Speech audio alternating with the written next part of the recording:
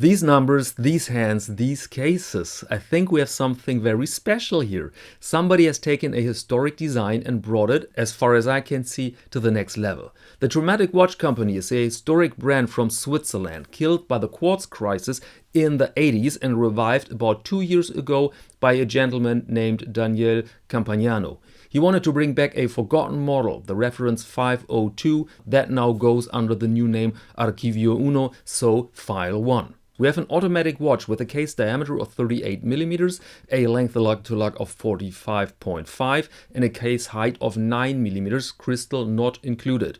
Lug width is 20.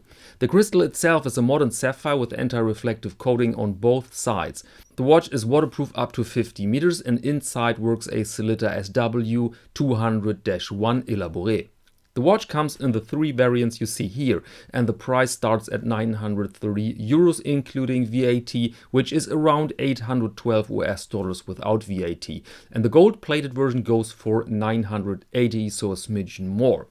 Alright, let's begin here with the original. We see it's all there. Let's start with the numerals. Very interesting font with a ton of character, and they adopted this 100%. Look at the 4, 6 and 10, these triangular forms that look vintage and futuristic at the same time.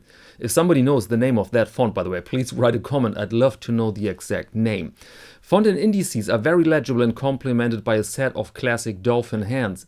Purists might criticize here the length of the hour hand as too short, but you see this often, and the reason is, I think, that it creates a stronger hierarchy between minute and hour hand. Makes it harder to confuse these two, enhances the legibility even more. The entire watch comes without lume, by the way, so historically correct.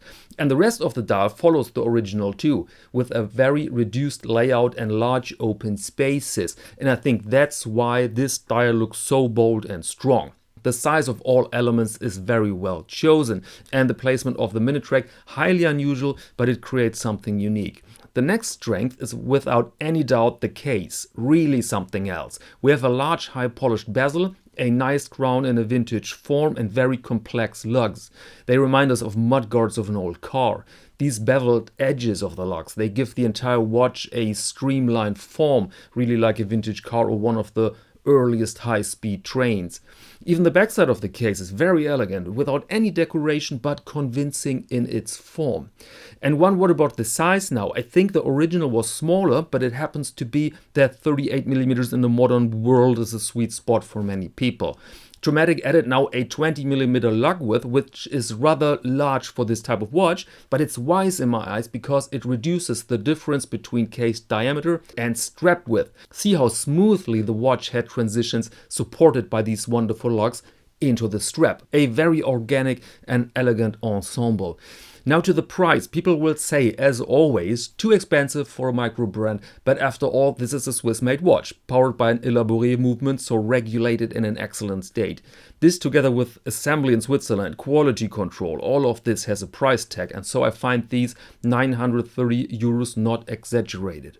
Last point, when you're a subscriber of this channel, you might know that these Monday episodes can lead to the in-depth reviews I present on Fridays. So if you like to see the Archivio Uno in form of a longer review with the actual watch here in the studio, then let me know in the comments, please.